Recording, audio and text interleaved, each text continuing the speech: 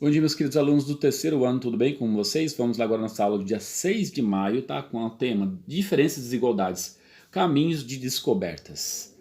Habilidade de distinguir a diferença de desigualdade. Perguntinha básica para vocês. O que significa essa frase? O domínio social é, essencialmente, o domínio da diferença. Quem diz isso é Marcel Mauss, um sociólogo. O que vocês acham dessa frase? O que significa? O domínio social é essencialmente o domínio da diferença.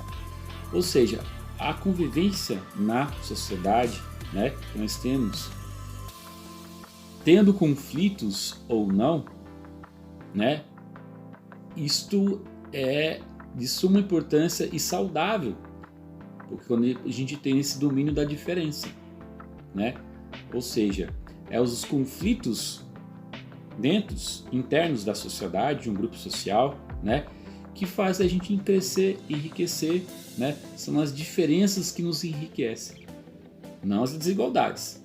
Diferença, tá? Diferente de desigualdades. As diferenças elas fazem a gente crescer enquanto indivíduo coletivo que faz parte de um grupo social, de uma sociedade, de uma nação, tá? E contribui para isso. A diferença nos enriquece, gente. Esse é o segredo dessa aula da gente tá passando para vocês hoje, tá?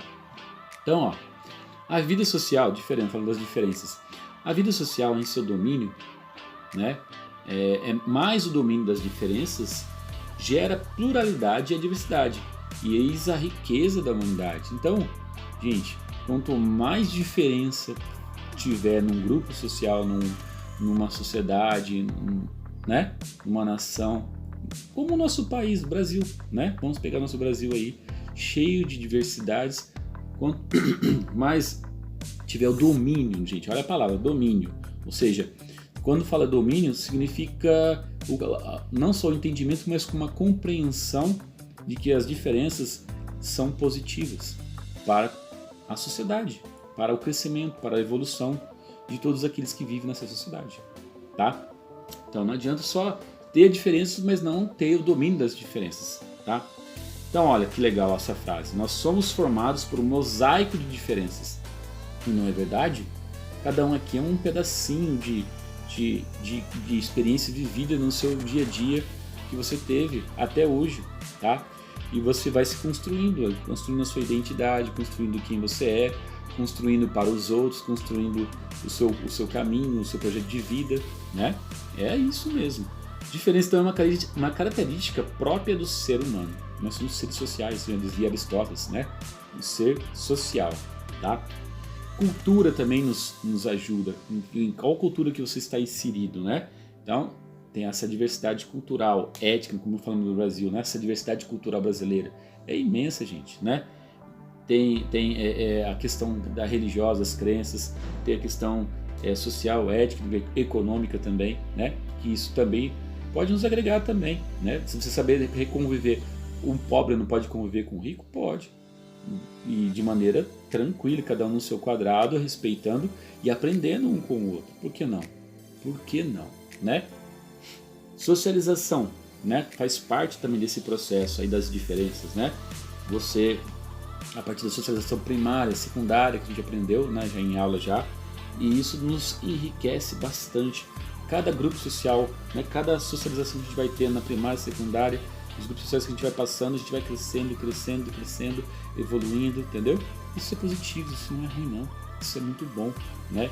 Porque ser diferente é ser único, e ser único é valorizar também o grupo dos diferentes que está ao seu redor.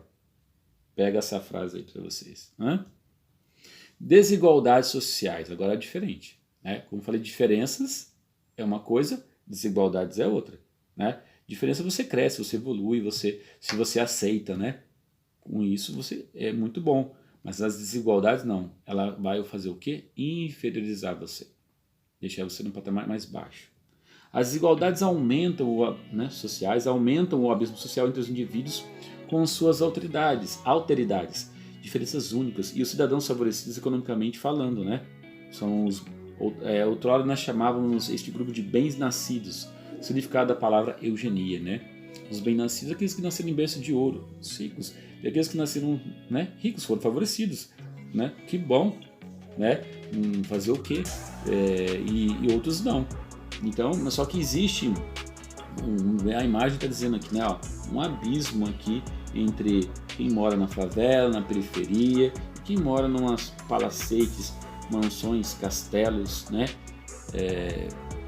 E aí é uma questão política antiga, né? Também no nosso país, no mundo inteiro, a questão da reforma agrária. E a questão não é questão econômica, e você também tem que saber lidar com isso também, né?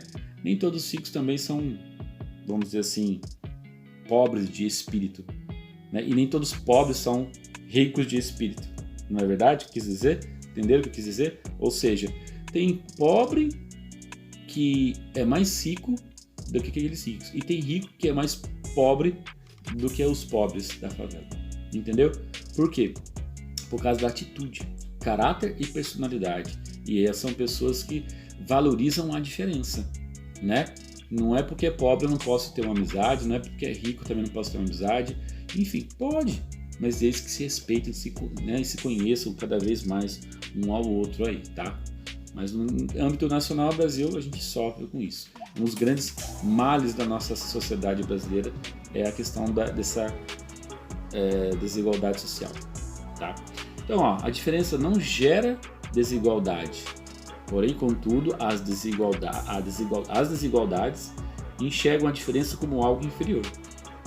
Então, quando a gente tem essa visão da desigualdade, ela enxerga como algo inferior, como algo que é irrelevante, não tem tanta importância assim, que eu posso desprezar, que eu posso discriminar, posso fazer o que quiser, tá? Olha aqui que interessante essa imagem aqui, né? Tem a desigualdade no meio, então tem oportunidades desiguais de emprego para um rico, para um pobre, ou a sua classe social, acesso desigual a direitos políticos, acesso desigual à educação e cultura. Um rico pode participar, o filho de um rico pode ir numa escola privada que paga a mensalidade por R$2.000 por mês, ou até mais, não sei, né? E o pobre tem que escolher a escola pública, que é o que pode frequentar, né? A desigualdade entre ricos e pobres nas hierarquias, preconceitos, tratamento desigual também para grupos diferenciados, tá? Então, um recado para nós todos em relação a isso, gente. Nós somos considerados as minorias sociais aí, né? Os pobres, a periferia, os que não tem muita coisa, né? A diferença resiste. Portanto, resista. Entende, gente? Quem que deve existir? Nós, população, um povo que quer alguma coisa, né? A gente precisa resistir, tá? Aqui tem uma questão, gente, para vocês pensarem sobre isso, tá? Questão 3.